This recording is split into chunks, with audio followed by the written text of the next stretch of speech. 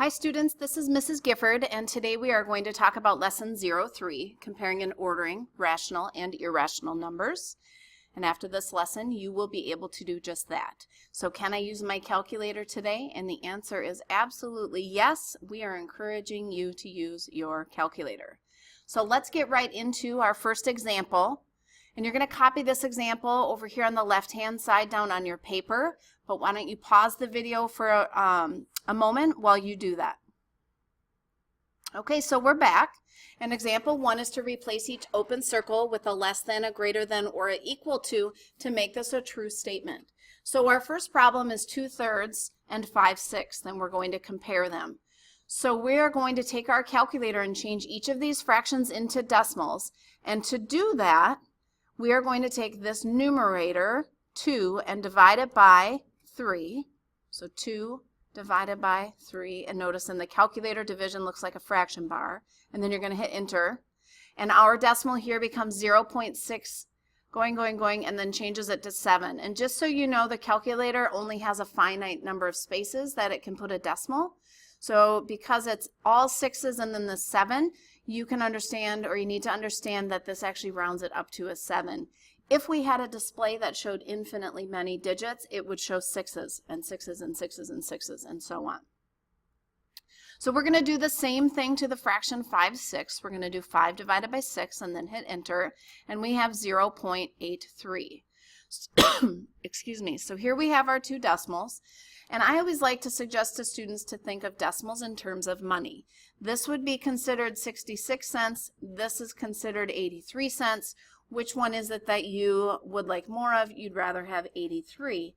So 83 cents is bigger, and then therefore you would put, use my blue pen, you would put a less than symbol in here, because you would say 0.6 repeating is less than 0.83 repeating. And we would say 2/3 is less than 5/6. So let's take a look at our next example. And for some of these, you may already know them without having to use your calculator. For example, this is 1/2. In the event that you don't know what 1/2 is, again, you can take the numerator and divide it by the denominator, and that becomes 0.5. So 1½ ends up becoming 1.5. And then 3/2, 3 divided by 2, is also 1.5. So each of these is 1.5, so what does that mean to us? That means these are equal, so I'm going to grab a pen here, and I am going to put an equal sign in here, which then means these two fractions are also equal. So that's comparing. Again, change those to decimals.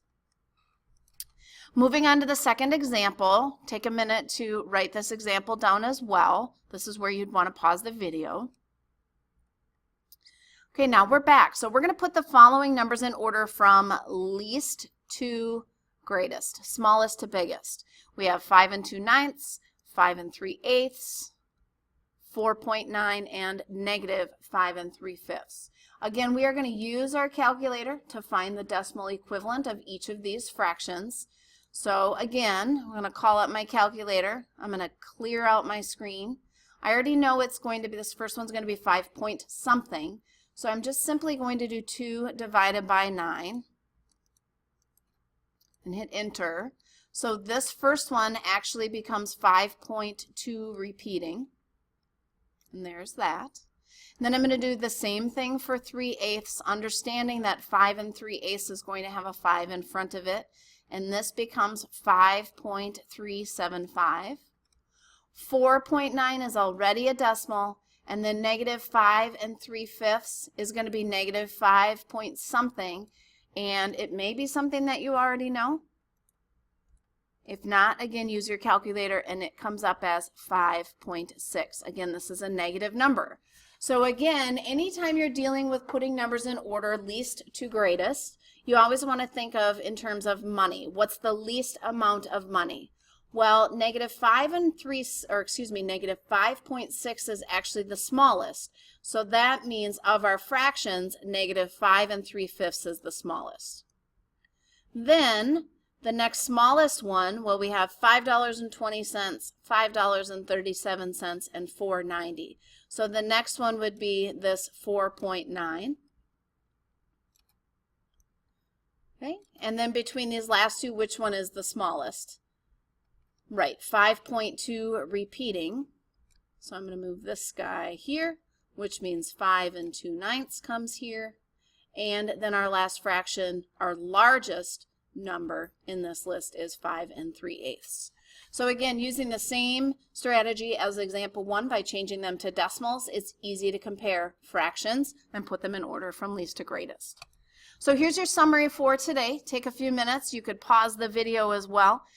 Take a few minutes to complete these sentences. Today I learned.